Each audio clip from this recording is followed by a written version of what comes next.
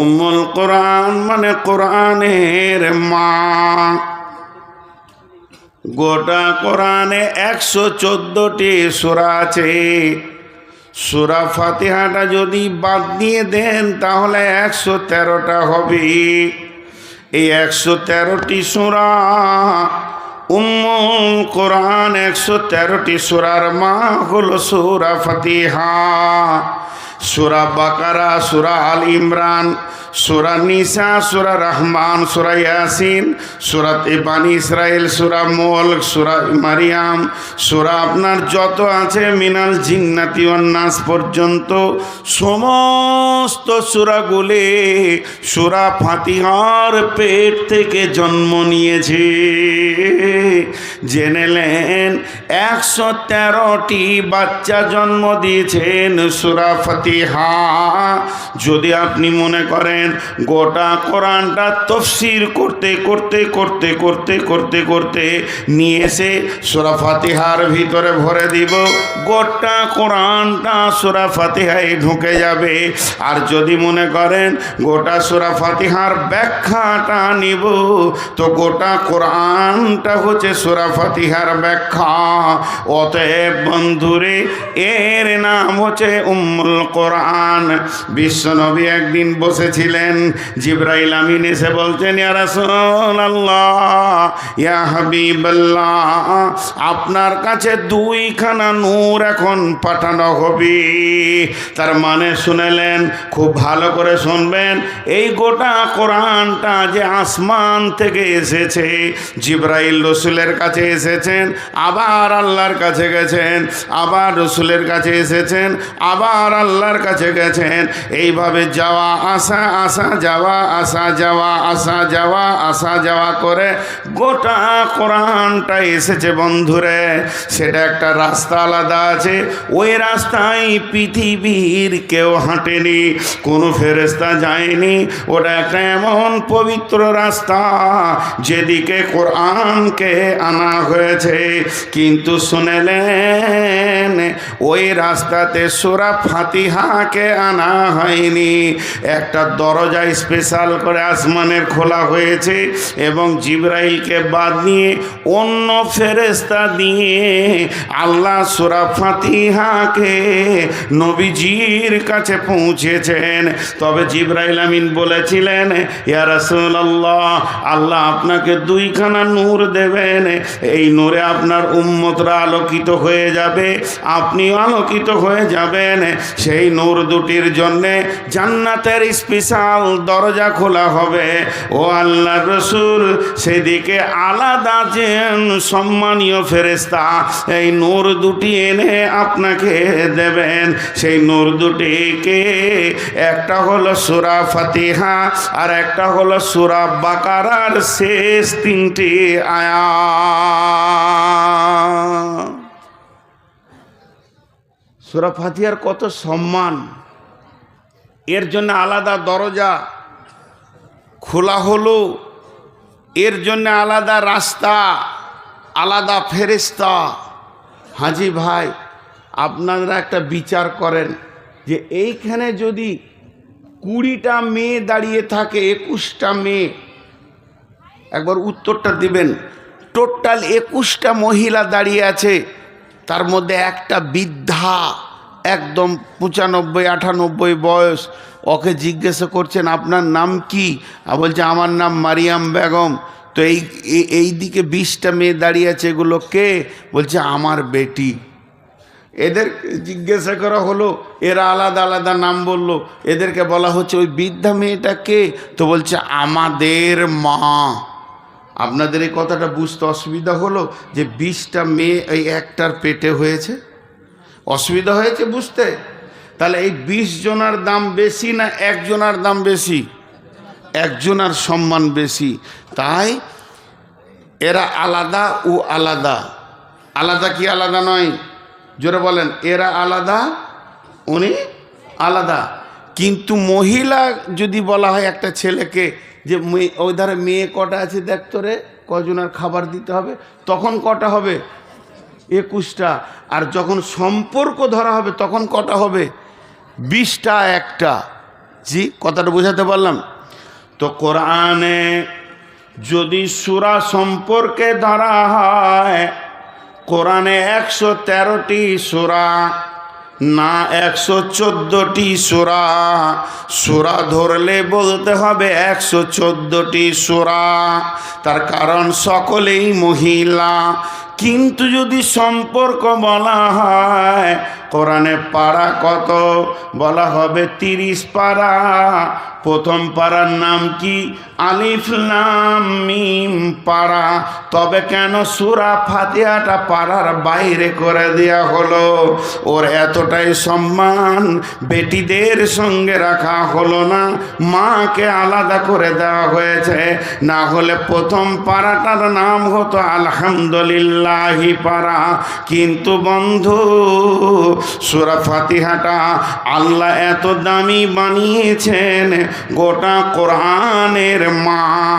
মেয়েদের কাছে মায়ের যেমন সম্মান, গোটা কোরআনের কাছে সূরা ফাতিহার ওই রকম সম্মান।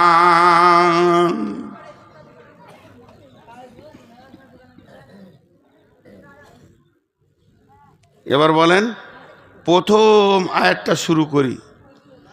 বিসমিল্লাহির রহমানির রহিম। আলহামদুলিল্লাহি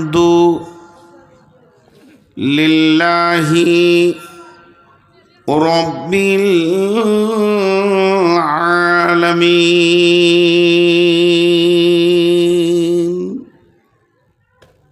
জি, প্রথম আয়াতটা সবাই আমরা পড়ি একবার, আল্লাহ খুশি হবেন। আর আল্লাহকে রাজি করার উদ্দেশ্যে জোরে সাউন্ডে পড়ব। আলহামদুলিল্লাহি রাব্বিল আলামিন। সমস্ত প্রশংসা কার? সেই আল্লাহ কি? से अल्लाह की सारा पृथ्वी के पालने वाला। रब माने पालने वाला। अल्हम्दु लिल्लाहि। समस्त प्रशंसा सम्मान, যত রকম গর্ব, যত রকম গর্ব, যত রকম অহংকার, সব কিছু সমষ্টি যিনি একচ্ছত্র মালিকানার প্রশংসা রাখে, তিনি হলেন আল্লাহ। লিল্লাহি, আলহামদুলিল্লাহি, সেটা আল্লাহর জন্যে হবে, অন্য কারোর জন্যে হবে না। প্রশংসা তো আল্লাহর, আর কারো প্রশংসা নাই। এত সম্মানীয় কেউ নাই। সেই আল্লাহ কেমন? সেই আল্লাহ কি করেন? সেই আল্লাহ এত প্রশংসা কেন নেবে? আল্লাহ প্রথম আয়াতেই বলছেন রব্বিল আলামিন, তিনি হলেন পৃথিবীকে পালনেওয়ালা।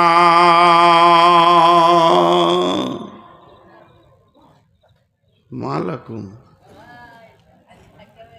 কি হলো রে ভাই, সব পালাইছে কেন?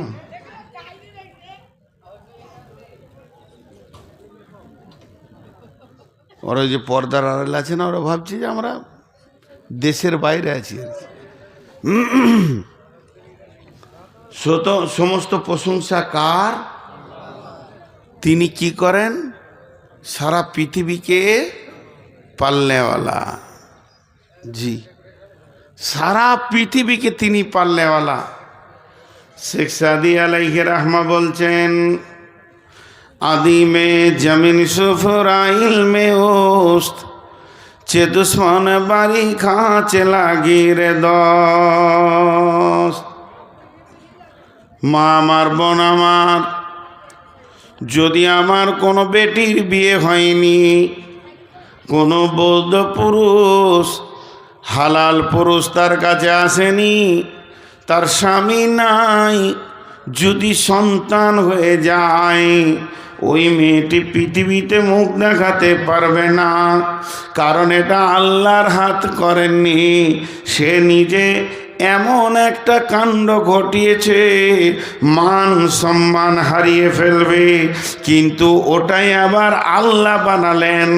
মারিয়ামের পেটে পিতা ছাড়া পুত্র দিলেন, সারা পৃথিবীতে তার প্রশংসার ঝড় উঠে গেল। তেতি আল্লাহ এমন, তিনি যা করে তা সাজে, যা করেন তা মানায়। অতএব আমার রব সারা বিশ্বকে পালনেওয়ালা।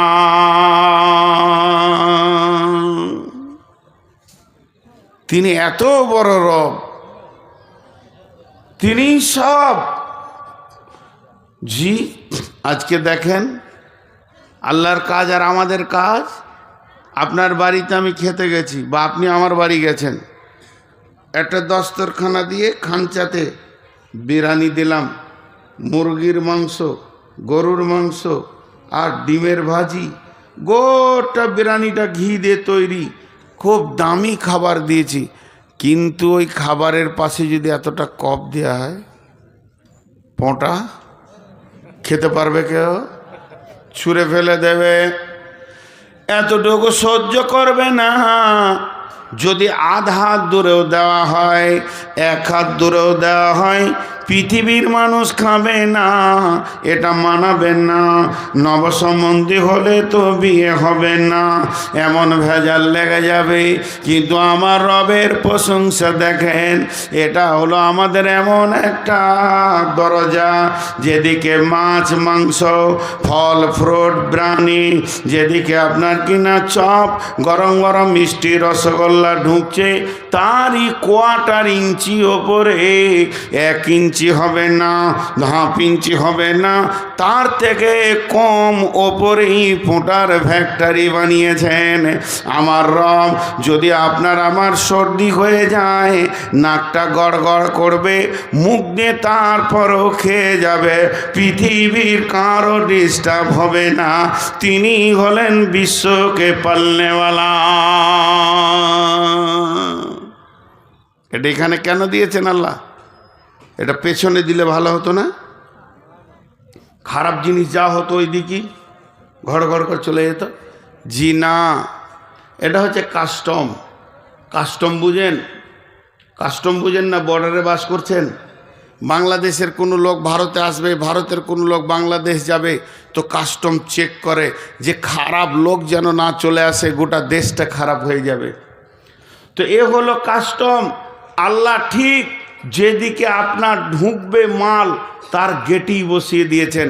আপনি সকালবেলায় উঠে চায়ের দোকানে গিয়ে বলছেন, হবিব ভাই একটা কেক দেন তো, কেকটা বের করে দিল। যেই কেকটা ভেঙেছেন, কাস্টমের সিস্টেমটা কত সুন্দর। আপনি নিঃশ্বাস ফেলছিলেন, রানিং হাওয়াটা নিচে দিয়ে নামছিল, যখনই হাঁ করবেন অটোমেটিক নাক ওপর দিকে নিঃশ্বাস নিতে শুরু করবে। কেক থেকে একটা গন্ধ পাওয়া গেল, সঙ্গে সঙ্গে বললেন না এটা খাওয়া যাবে না, নষ্ট হয়ে গেছে। যদি দেহের ভিতরে ঢুকে যায়, গোটা দেহটাকে নষ্ট করে দেবে। রাত্রি 1টা 1:30 জালসা শেষ, ভোর 3টে সময় খাবার আনছে, কত জালসাতে খাবারগুলো নষ্ট হয়ে গেছে।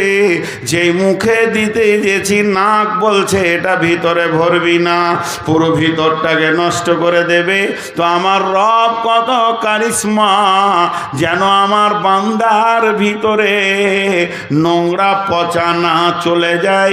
এরই জন্যে নাকের মতো কাস্টম অফিসকে ঠিক যে বর্ডারে মাল ঢুকবে ওখানেই বসিয়ে রেখেছেন। নাকটা যদি পেছন দিকে থাকতো, তাহলে প্রতিটি লোকমা একবার চেক আপ করে এনে তারপরে খেতে হতো। আমার রব বলছেন, তুই যত জোর খেয়ে যাবে, আমার নাক তত জোর চেক আপ চালিয়ে যাবে। অতএব শুনেলে আলহামদুলিল্লাহ রব্বিল আলামিন, আমি সারা পৃথিবীকে পালনে কামলিওয়ালা, আমি হলাম তোদের রব, প্রশংসা তো আমারই প্রশংসা। বুঝে এলো? হ্যাঁও বলছে না, নাও বলছে না।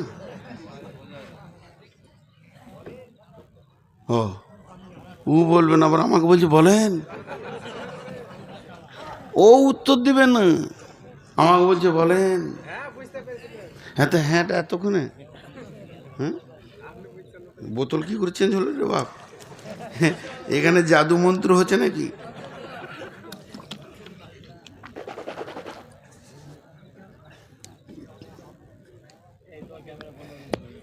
এবার আসেন আরেকটা মজার কথা বলি, আল্লাহ কেমন পারলেওয়ালা। এখানে জালসা কমিটি এসছে, তো ধরেন 25টা মেহমান এসছে, আমার সাথে 5টা, আর একটা বক্তার সাথে 5টা, আর একটা 10টা, আর একটা গ্রামের হেড মৌলানার বন্ধু, এটা ওটা করে 30টা মেহমান এসছে। একজন বলছে চা গরম চাই, একজন বলছে ঠান্ডা হলেও হবে, একজন বলছে চিনি চাই, বিনা চিনি, দুধ, লাল চা দেন কিন্তু লেবু যেন না দেন, আরেকজন বলছে লেবু দিয়ে খাবো, বিট নুন চাই, মুড়ি, তরকারি, না আমাকে মুড়ি ভালো লাগে না, পুরি, রুটি খাই না, আরেকজন বলছে রুটি। আচ্ছা 35 জন যদি 35 রকম বলে, তো এই কমিটি মাদ্রাসায় থাকবে না ঘর যাবে দিয়ে শুবে? তোরা দেখে লিগা, এর থেকে সহজ রাস্তা কিছু নাই। এতগুলোকে খাওয়াতে পারবে? জোরে বলেন পারবে? এইখানে যে কটা লোক আছেন 50 রকম খানা করে এই লোকটাকে খাওয়াতে পারবে? মাথা ধরে যাবে। আল্লাহ রব্বুল আলামিন বলছেন, একবার ভেবে দেখ, সারা পৃথিবীতে যতগুলি প্রাণী আছে প্রতিদিন তাদের দস্তরখানায় খাবার লেগে যায়। মাতাআল্লাকুম ওয়া লিআনআমিকুম, তোদের জন্য খাবার, তোদের চতুষ্পদ প্রাণীর জন্য খাবার। সাপ যেটা খায় ওটাও আমি বরাদ্দ করি, মাছ যেটা খায় ওটাও বরাদ্দ করি, গাছপালা যেটা খায় সেটা বরাদ্দ করি, মানুষ যেটা খায় ওটা বরাদ্দ করি। আমার দস্তরখানাটা বিছানো আছে পৃথিবী বেটা আদিমে জমিন সুফরা ইলমে ওস চে দুশ্মন বাড়ি খাঁচ লাগি রে দত। সকালবেলায় পাখিগুলো কিচির মিচির করে বেরিয়ে যায়, আল্লাহর নামে জিকির করে, সন্ধ্যাবেলায় পেট ভরে তারা বাড়ি ফিরে চলে আসে। সমুদ্রের মাছ আর যত জঙ্গলে গাধা, উট, যত জলহস্তি, তিমি, পৃথিবীর বুকে যত প্রাণী আছে তাদের আমি প্রতিদিন রুজি বরাদ্দ করি। যে কুত্তাকে দেখলে তোরা ইট মারিস তাকেও আমি 3 বেলা খেতে দে, তোরা তো তার খাবারের জন্য এতটুকু বরাদ্দ করিস না। আমি রব এমন, যত রকম প্রাণী অত রকম খাবারের বরাদ্দ আমার বোর্ডিং থেকে হয়। চলে যা, সবকে বাদ দে, এবার মানুষের ভিতরে আয়। একটা বাগানে চলে যা, কোনো আমটা টক বেশি, কোনোটা মিষ্টি বেশি, কোনোটা ফিকা, কোনোটা আধা, যত রকম পৃথিবীতে তোদের রুচিসম্মত মানুষ আছে আমি অত রকম আম তোদের জন্য বানিয়ে দিয়েছি। শরীর খারাপ করবে, মিনারেল ওয়াটার খাবে না, বিসলারি খেতে হবে না। একবার দেখ, আমি জমিনের পানিকে গাছের ভিতর নিয়ে গিয়ে ডাবের মধ্যে লেমিনেশন করে দিয়েছি, খেয়ে নিবি, সুস্থতায় ফিরে আসবে। আমি রব, সারা পৃথিবীকে খেতে দে, আমি হলাম রব্বিল আলামিন। এই দস্তরখানা চালাইছে কে? খালি সুদ আর ব্যাংকে জমা করছে এই মানুষ, আর কেউ কোনো প্রাণী করে না। কুকুরের জন্য যদি ব্যাংক হতো তাহলে হার কত থাকতো? হ্যাঁ, কুকুরের জন্য যদি ব্যাংক হতো তাহলে হার কত থাকতো? সবাই জানে আল্লাহ খেতে দেবে, খালি আপনি জানেন না আর আমি জানি না যে ব্যাংক করেছি, খালি ব্যাংকের বই আর ব্যাংকের বই আর টাকা। আল্লাহ পাল্লেওয়ালা। শুধু তাই নয়, এবার চলেন, আমার রব বলছে একবার পৃথিবীতে তাকিয়ে দেখ, তোরা কয়জনকে চিনিস আর কয়জনের খাবারের ব্যবস্থা করিস। আমি বিশ্ব সকলকে জানি, আমি পিপলিকার খাবারের ব্যবস্থা করি। এই পর্যন্ত নয়, আল্লাহ রাব্বুল আলামিন বলছেন আমার ডেলিভারির নিয়মটা খালি একবার দেখিলিস। আপনাদের দিকে দর্জি আছে? দর্জি কাপড় কাটা আছে? কি বলেন আপনারা ওদেরকে? টেলার। তো জীবনে এদের মতো মিথ্যা কথা পৃথিবীতে কেউ বলে না। পরশু দিয়ে দেবো চাচা, কত পরশু যে পার হবে। একজনে হন্তদন্ত করে ফুল প্যান্ট কাটতে দিয়েছে, জানুয়ারি মাসে 1 তারিখে দিয়েছে, 27 তারিখে শালার বিয়ে, বলছে তুই 25 তারিখে নিয়ে চলে যাবি। বলে দিলে 25 তারিখে গিয়েছে, বলছে খালি বোতাম কটা লাগানো হয়নি, তার মানে কাটেনি এখনো। এত বেইমান। আচ্ছা, কোনো টেলার্স থাকলে মাফ করবেন, রাগ করিয়েন না। এরপরে ও বিয়ের দিন সকালে গিয়েছে, বলছে আপনি আসেন আমি আয়রন করছি, এখনও কাটে নাই। বিকালবেলায় যখন যাচ্ছে যে কাল তো বরযাত্রী যাবো, বলছি ওর খালা মরে গেছে, 3 দিন থাকবে না। সেই পুরনো কাপড়েই শালার বিয়ে হলো। এমন করে এরা। এদের ডেলিভারি ডেট ঠিক থাকে? জোরে বলেন ঠিক থাকে? কিন্তু আমার রব বলছেন যে আমার ডেট কোনোদিন পৃথিবীর কেউ আমার মতো পারবে না। এবার বলেন, একটা হিরো হোন্ডা গাড়ি, একটা টিভিএস গাড়ি, একটা বাজাজের গাড়ি, আর একটা আপনার কিনা ইয়াম্মার গাড়ি, আর একটা আর কিছুর গাড়ি, এইরকম করে 10খানা গাড়িকে একসঙ্গে খুলে দেন। 10টা মিস্ত্রিতে কাজ করছে, একজন ইঞ্জিনিয়ার কন্ট্রোল করছেন। এবার বলছে এটাতে এইটা লাগা, এটাতে এইটা লাগা। আবার কিছুক্ষণ পর ভুলে গেছে 10টা গাড়ির মাস খুলে দিলে 10টা কেন 5খানা গাড়িকে খুলে দিলে একটা ইঞ্জিনিয়ারের ক্ষমতা নাই, মনে রাখি। কিন্তু আমার রবের গ্যারেজ সারা পৃথিবীর বুকে চলছে। আজকের এই রাত্রিতে যতগুলি মেয়ের পেটে বাচ্চা আছে, কারো পরিপূর্ণ হয়ে গেছে, কারো নখ ফিটিং হচ্ছে, কারো হাড় ফিটিং হচ্ছে, কারো কিডনি আঁতুরে ফিটিং চলছে, কারো চোখ লাগানো হচ্ছে, চোখের ভিতরে তারা, তারার ভিতরে মণি লাগানো হচ্ছে। এটা মেয়ে ছেলে, এটা বেটা ছেলে। এটা মেয়ে ছেলের পার্স দাও, হাত পায়ের পাঁচগুলো আমার রব মেয়ে ছেলে লাগাচ্ছেন তার ফেরেশতাদেরকে দিয়ে। মাথার চুলগুলো কেমন হবে, পাটা কেমন হবে। একটা মেয়ের পেটে নয়, পৃথিবীর বুকে কোটি মেয়ের পেটে বাচ্চা রয়েছে। আবার একসঙ্গে নয়, কোনোটা 4 মাসের, কোনোটা 6 মাসের। এটা আজকের কি কাজ, ওটা কালকের কি কাজ, এটা ডেলিভারি হবে আগামীকাল। এইভাবে সমস্ত গ্যারেজ শুধু মানুষের পেটে নয়, এইভাবে ঘোড়ার পেটে, এইভাবে গাধার পেটে, এইভাবে বাঁদরের পেটে, এইভাবে শৃগালের পেটে, ছাগল, ভেড়া, দুম্বা, উটের পেটে চলছে। শুধু তাই নয়, মাছের যত ডিম আছে তাদেরও চলছে। এটা বোয়াল, এটা শোল, এটা কাতল, এটা রুই, এটা মিরিক।